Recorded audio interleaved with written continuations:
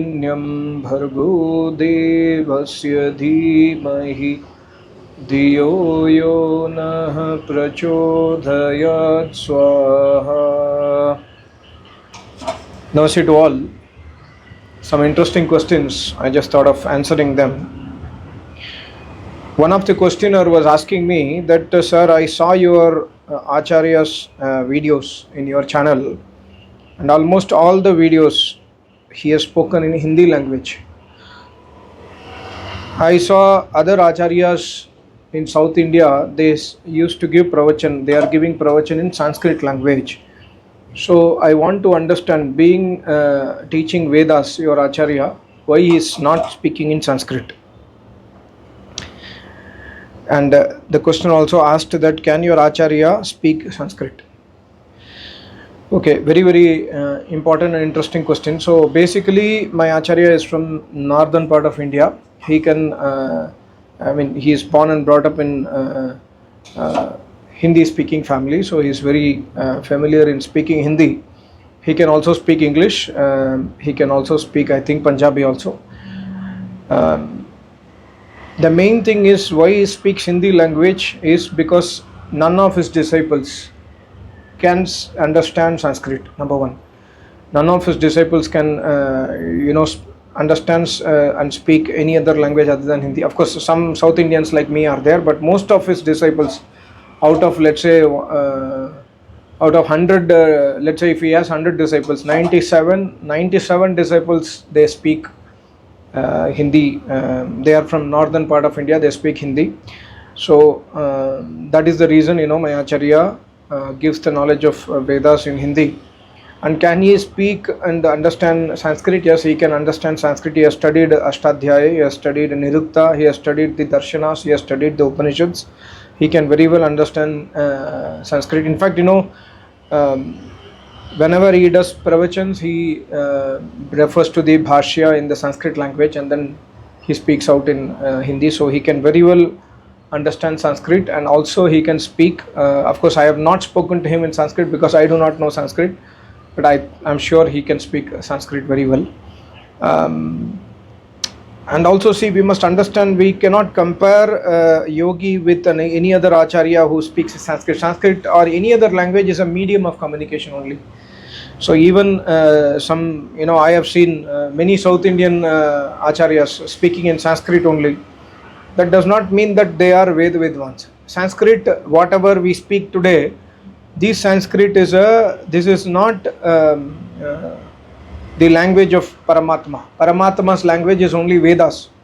And the Sanskrit what we speak is a developed language by human beings. So it's just a medium of communication. Of course, I understand Sanskrit is very beautiful language. Even though it is man-made, it is a refinement, or not refinement, it is a modification of the Deva Bhasha. So it is very pious to listen Sanskrit. I'm sure for that. But it's still, we cannot say that a person speaking Sanskrit is a rishi. A person says speaking Sanskrit is a Ved Vidwan. We cannot say that. A person who can be MA, PhD, even I have seen people who are MA, PhD in Sanskrit, they cannot understand Vedas. I know some people in South India, in Tamil Nadu, I've spoken to them also. They cannot understand Vedas. They are MA, PhD in Sanskrit, but they always say to me that I cannot touch Vedas.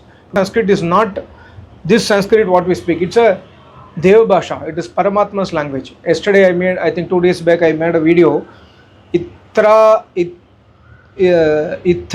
itaraha giraha. Ita means Satya Bhavana se. Most important is Satya Bhavana. We must have Satya Bhavana towards Dharma and Paramatma and follow it in our life. And also Paramatma says, Itaraha giraha. Either you can use the Samanya language or you can use Vedvani to praise me. But the meaning should match with the Vedas. So that is the reason my Acharya speaks in Hindi. And I think, even if you do not know Hindi, that's why, I have been translating many of my Acharya's videos in Tamil language. If you see, go through my playlist, around 700 videos I have made in Tamil language. Most of my Acharya's pravachans I have tried to make in Tamil. Of course, what my Acharya speaks is directly, from Samadhi, but I try to take his pravachans and try to give his knowledge to the public. So if you do not know Hindi, it's okay. You can go through my Tamil playlist to understand more. Okay, one more question is, why have you started wearing dhoti during Agnihotra? Earlier you used to wear t-shirt and pant. Okay, so yeah, many people used to comment in my channel that this is not right, this is not right. Then I thought, okay, fine, I have dhoti in my house. Why don't at least whenever I'm making recording, of course whenever I'm not making recording I don't wear dhoti and this towel, etc. But whenever I'm making recording, I thought, okay, I will try to make videos with dhoti and towel, so that people at least people try to not to blame me, at least in that aspect. That's the reason. But otherwise, as I told in my very videos, whatever cloth you are wearing, that doesn't matter. Of course you have to wear a decent clothing. Sometimes I wear the lower and t-shirt and then do Agnihotra. It doesn't matter. The main thing is bhavana. What is the bhavana inside you? Are you doing Agnihotra with the Shraddha, or are you doing with for formality? That is important. But either you wear dhoti and you wear kurta, you wear a towel, you do not wear, you have a t-shirt, or you are wearing your normal clothing what you are wearing at home to do Agnihotra. To be honest, it doesn't really matter. But yeah, when we wear dhoti and thing, you will also feel, some people might feel, they feel more divine inside them, so they can focus more, then it's okay. That's important. Of course, the most important thing is you must be clean externally and internally. You must be clean while performing Agnihotra. So this is important. Another question is, sir, can you translate the Hindi video what you made from one Acharya? He spoke about Jihad. Can you translate that Hindi video into Tamil or English? I think it's a very explosive pravachan, like 5-6 minutes his talk on Jihad. It's very explosive pravachan. I cannot really do justification when I translate in Hindi, in English or Tamil, but I will try. What he had told is, if the questioner was asking to him that jihad is growing everywhere, at least in our country, how do we stop this jihad? How do we stop the impact of jihad on Hindus, so that Hindus does not get converted into Muslims? And also there is another form of jihad called as love jihad, where I read in another article that young and beautiful Muslim guys, they will get all the money, sponsorship, they'll get bike, car, money, gold chain, they look beautiful, and then their only aim is to go to Hindu girls and then try to impress them, attract them, take them for outside, give them gift, etc. So thereby they fall in love, and they will get married and then convert that girl into, and later on they will, after the love happens and before the marriage, they will declare that I am a Muslim. So then the woman has already given her heart, and then she is already in the trap. So she has to accept Islam religion, and then they get married, and then the kids born are Muslim boys. So thereby the population of Muslim is increasing. So this is one form of jihad, which I have also not only read in article, I have experienced in some of my known circle also. I'm not too sure how many cases are happening, but there might be for sure. These are all techniques for religious conversions. So what I can say here is, what that Acharya told, to stop jihad, the only thing is we must follow the way Shraddhanand Maharaj followed. Shraddhanand was a direct Shishya of Maharishi Dayanand ji. Shraddhanand ji, he was a daring personality. I read in one article that he gave a lecture on Vedas inside a mosque in Delhi, one of the famous mosques in Delhi when he was alive that time, and he was instrumental in converting lakhs of Muslims back to Hindu religion, because his pravachans are very strong, very logical, very appealing, and also very humble also, in the way that people get attracted towards his pravachan. So he brought back so many Muslims, or converted Muslims back to Hindu religion at that point of time. So this Acharya who was answering was telling that we must try to adopt Shraddhanand ji Maharaj's way.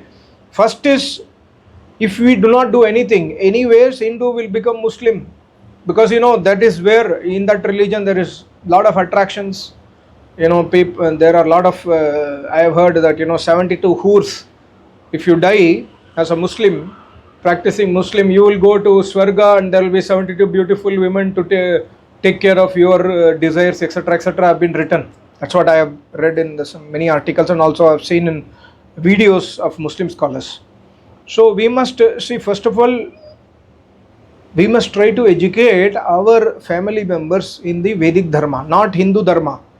Hindu Dharma education will create more doubts on the people, thereby they will convert into any other religion. Because Hindu Dharma today is having so many imaginary stories. We must go back to Vedic Dharma. What I mean by Vedic Dharma and Hindu Dharma, I will just try to clarify. Vedic Dharma means Vedas, Shastras, means Darshanas, Upanishads, Ramayana original, Mahabharata original, Manusmriti original, and these kind of books written by Rishi Munis. This is Vedic Dharma. And Hindu Dharma means many Puranas are there, Bhagavatam is there, where so many stories are there, where we are also, those stories, most of the stories are against Vedas also. So when somebody reads the story, they will start thinking, no, this is looks like it's illogical, and they will be easy trapped to those jihadists for getting converted. So we must try to educate them in the Vedic Dharma. Thereby slowly they'll get more knowledge towards Paramatma, and also they will get inspiration to do everyday upasana. When somebody does 2 times Vedic upasana every day, his family will never go into any other religion, 100%. They will always stick to Vedic religion. And secondly, most important thing is what Swami Shraddhanand Ji told the people is very simple. He said that, see, this religion came 1400, 1500 years back. So before that, you guys, your ancestors were all in the Sanatan religion only. And especially in India, this religion was born outside India. So Indians, almost all the Indians are Sanatanis only. So your ancestors have got converted by force or by fear. Now you come back to the original religion. And if somebody says that you are SC, ST, you are Shudra, you cannot read Vedas, come to me, I will teach you Vedas. So this is the message of Rishis and Munis and Shraddhanand Ji. And also I am telling the same thing, that if somebody says you are Shudra, you cannot read Vedas, come to my channel, come to get in contact. I have made separate videos in Tamil that how a low person who is a Shudra, called as Shudra, he is not a Shudra, he was called as Shudra, he came to me, now he is doing everyday Agnihotra for the last 6-7 years, he has come to my Acharya also, he cannot speak any Hindi, he cannot speak English, he is a Tamilian. Now he left all this, he was a meat eater, now he stopped eating meat. So these kind of things are possible when people come to the real source of Vedas. So you can refer and forward my channel to those people. And of course, you must do this activity with prem and pyar. We cannot have force and violence and hatred. Look, many people, by seeing this kind of reply, Muslim people will get angry that what this guy is blabbering. So if they get angry, it's okay, but they have to think before 1400 years what happened. Before that, which religion was existing? Of course, they can say, no, before that also Allah sent Bible, Allah sent Gita, Allah sent some book, they would tell. But no, we must understand that Paramatma's knowledge never changes. He will never send a book from time to time. So by, continuous educating our younger generation, and especially girls, we must try to educate girls on anityata of the sansar. Don't get attracted towards these boys who are shiver, like they are shining like a silver on the face, and then they are fair, they are beautiful, built body, etc. Don't go into this trap. We must try to educate our kids slowly, and we must also follow Vedas in our house. Thereby, this jihad will go out of our country. Go out of our country means this kind of movement, like mass movement to convert Hindus into Muslims will stop. And government also can do things, but government does not do. See, example, I was seeing 2-3 videos on FSSAI, food safety, which is coming under the ministry. How much, they have, see this, what is happening in India? 2 years back, a big lot of masalas got rejected in Hong Kong, in Japan, I think, and other countries. Why? Because of some pesticide content level more than the regulations. After few weeks, there was a amendment in the FSSAI Act saying that they have relaxed the pesticide content in those foods. Why? Because those food were rejected. They came back to India, so they relaxed it so that they can sell in India. This is the ultimate corruption. This is all killing public. We cannot expect this kind any action towards jihad from our government. Unfortunately, this is my view. If Modi is vigilant and then he cares about Sanatan Dharma, he would do something for sure. But even if Modi is not doing, we all can do. We all can join hands and promote Vedic Dharma with politeness, with humbleness. No need to fight. Just be humble. You follow your religion. You say somebody is coming to you, say that, bhai, you follow your religion. Allow me to follow my Vedas. Don't need for arguments. If you are satisfied with your book, you go ahead and let me allow me to follow my thing. So by giving gyan, this jihad movement can be slowly overcome in our country at least. This is what I mean. He was speaking something more very powerful. I'm trying to just give to you this information.